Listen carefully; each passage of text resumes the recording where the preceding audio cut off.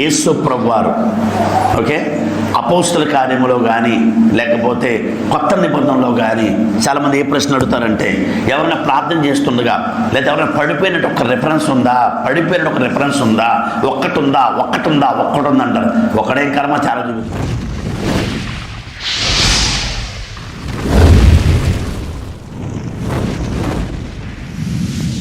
ప్రశ్నిస్తున్నారు బైబిల్లోంచి క్లారిటీ. యేసు ప్రభువారు ఓకే అపోస్తుల కార్యములో కానీ లేకపోతే కొత్త నిబంధనలో కానీ చాలామంది ఏ ప్రశ్న అడుగుతారంటే ఎవరైనా ప్రార్థన చేస్తుండగా లేదా ఎవరైనా పడిపోయినట్టు ఒక రిఫరెన్స్ ఉందా, ఒక్కటి ఉందంటారు. ఒకడే కర్మ చాలా చూపిస్తాను. ఇప్పుడు నేను మీకు దీన్ని ఏమన్నానంటే ప్రవహించుట. యేసుక్రీస్తులోంచి 6:18 చదవండి ఒకసారి. లూకాసు వార్త 6:18. లూకాసు వార్త 6:18.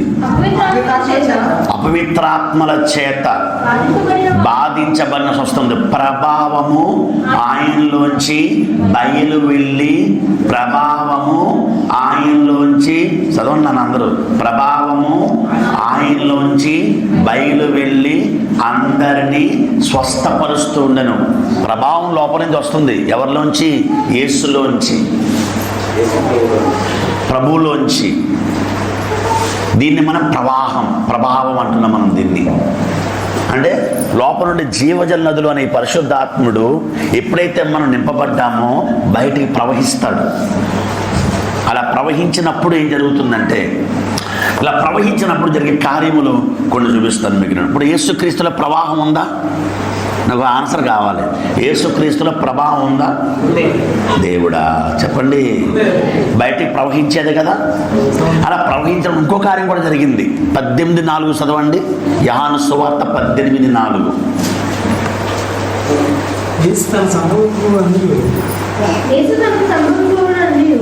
సరిగ్గా చదవాలి, స్పష్టంగా క్లారిటీగా చదువు. యేసు తాను సంభవించబోవని ఎరిగిన వాడై వారి యొద్దకు వెళ్ళి మీరెవరిని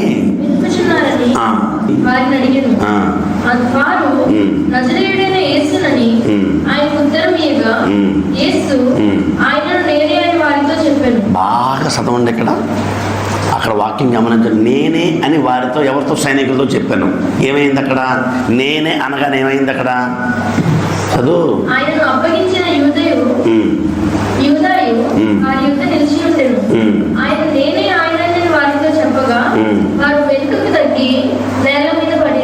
దబేల్ కింద పడ్డారట. యోసేపు కనబడుతుందా? అపోస్తులు కానీ యేసుక్రీస్తు వారు కానీ ఎక్కడైనా ఉందని చూపిస్తున్నాం కదా. ఇదిగో ఇక్కడ చూపిస్తున్నాం.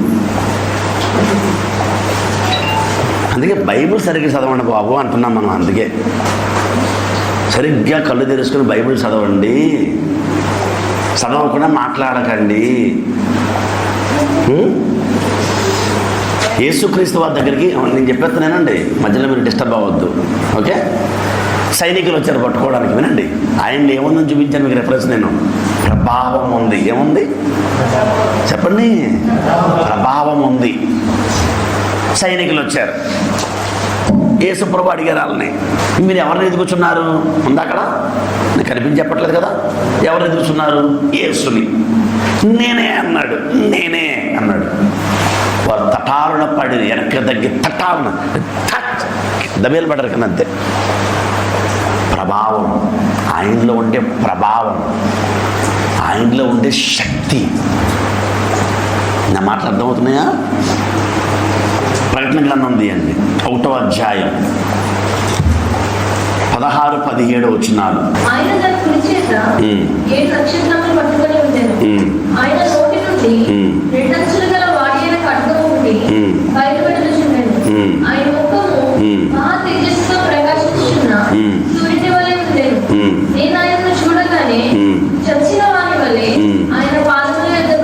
పడ్డాడా పడలేదా?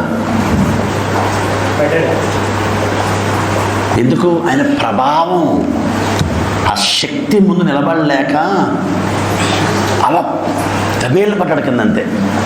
దేవుని ప్రభావం అది. అంటే ఒక మాట చెప్తాను ఇప్పుడు. తోసేసే వాళ్ళందరూ నమ్మకండి, అంత అవసరం లేదు. మనం ఎవరిని గెంటనక్కర్లేదు, తోయనక్కర్లేదు, ఏం చేయక్కర్లేదు. ఒకవేళ దేవుని ప్రభావం తగిలి పడిపోతే పడిపోలేమండి. తప్ప మనం వెళ్ళి గిట్టేసి ఇలా తిప్పి, హలో తలపైకి ఎత్తండి, ఇలా తిప్పి డిఫరెంట్ టైప్ అన్నమాట. అంత కర్మ ఏంటి చెప్పండి, మనకి అంత అవసరం ఎందుకు? అక్కర్లే. యేసుప్రభు తలపై చేయి తిప్పాడా? మాట్లాడేటండి లేదు, అవసరంలే, అది అక్కర్లేదు. నిజంగా ప్రభావం మనలో ఉంటే, నిజంగా ఉంటే జస్ట్ అలా ముట్టగా లేకపోతే ఆ ప్రభావానికి నిలబడలేక, ఆ శక్తికి నిలబడలేక అంతే. నేనేమన్నానంటే ప్రవహించుట. ఒక పరిశుద్ధాత్ముడు మనం నింపిన తర్వాత ఇది మన ఓవర్ఫ్లో అవుతుంది మనలోంచి అన్నమాట.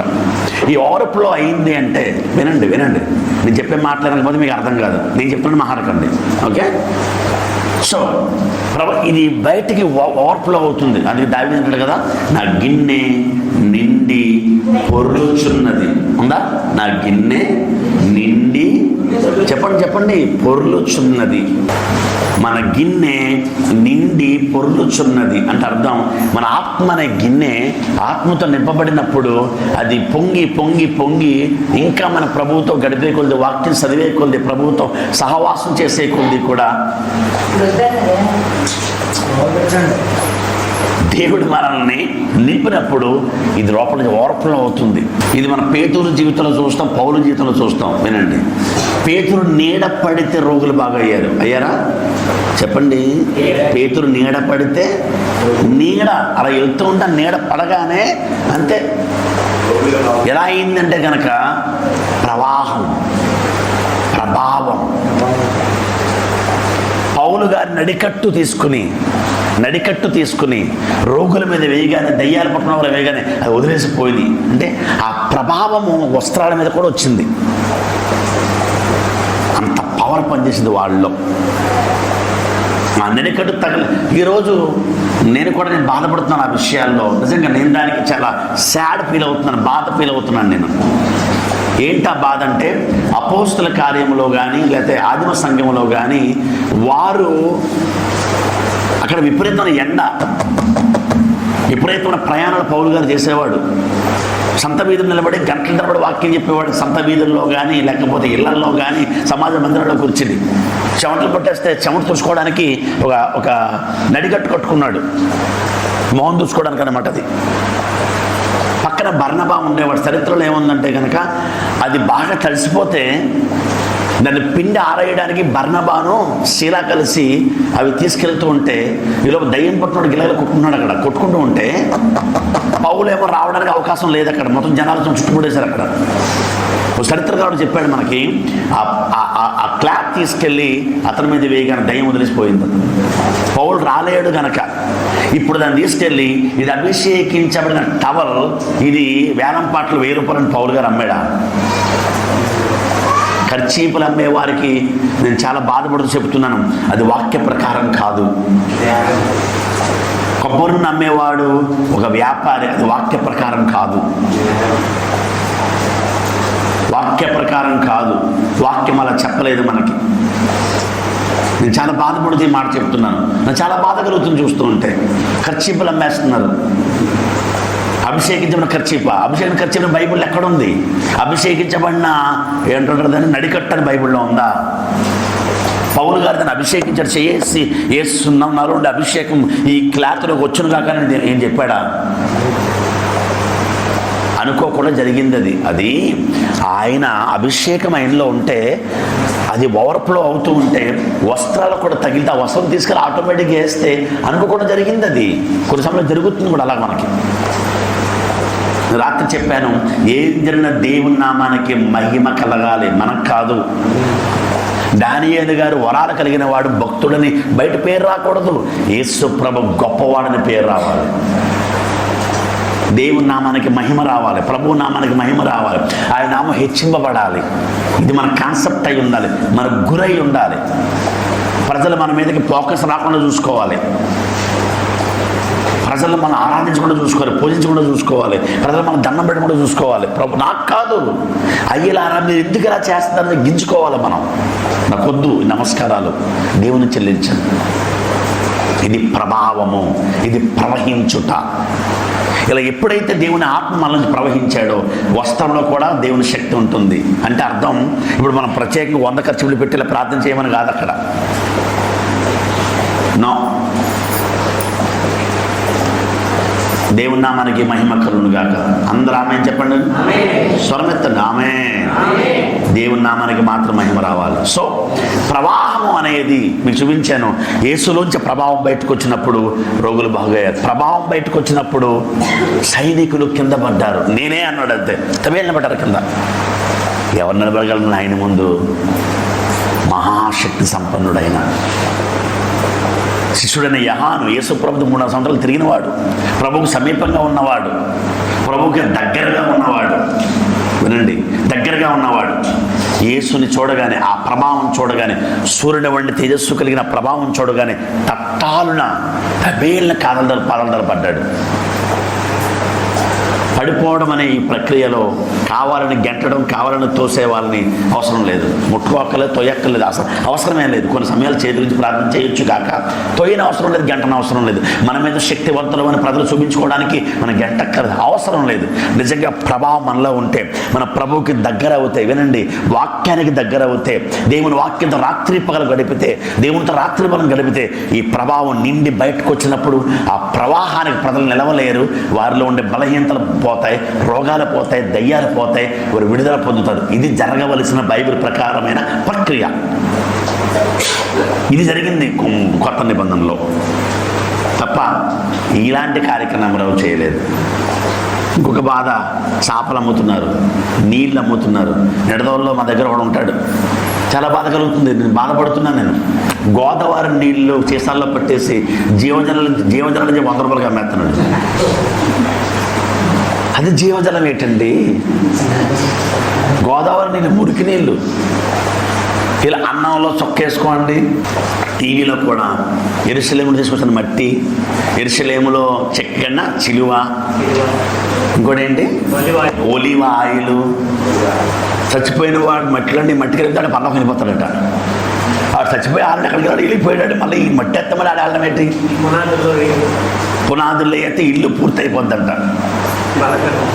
ఎంత వ్యాపారం అయిపోయింది క్రైస్తవం చూడండి. అందుకే ప్రజలు నిజమైన దేవుని కార్యాలు కూడా నమ్మలేని పరిస్థితులకు వచ్చేసారు. నిజమైన దేవుని కార్యాలు జరుగుతున్నాయి. కొంతమంది చేత, భక్తుల చేత, ప్రభువు చేత ఎన్నిక చేయబడి రహస్యంగా తమ పేరు బయటికి రాకుండా దేవునికి మహిమ రావాలి అంటూ దీనులుగా, యథార్థవంతులుగా దేవుని పనిలో ఉన్న భక్తులు కొంతమంది ఉన్నారు. వారిని బట్టి నిజంగా దేవుని కార్యాలు జరుగుతున్నాయి. కానీ ఇలాంటి వారి వలన వారు కూడా దూషించబడుతున్నారు. పరిశుద్ధాత్ముడికి అవమానం వస్తుంది, దేవుని నామానికి అవమానం వస్తుంది. అది మనం చేయకూడదు. ఒక కొత్త తరాన్ని మనం తయారు చేద్దాం. వాక్య ప్రకారమైన తరాన్ని మనం తయారు చేద్దాం. క్రీస్తు కొరకు ఒక రాజ్యాన్ని మనం కడదాం. ఆమేన్ చెప్పండి గట్టిగా. ఆమేన్. ప్రవాహం గురించి నేను మీకు చెప్పాను, అర్థమైంది కదా? ప్రవాహం.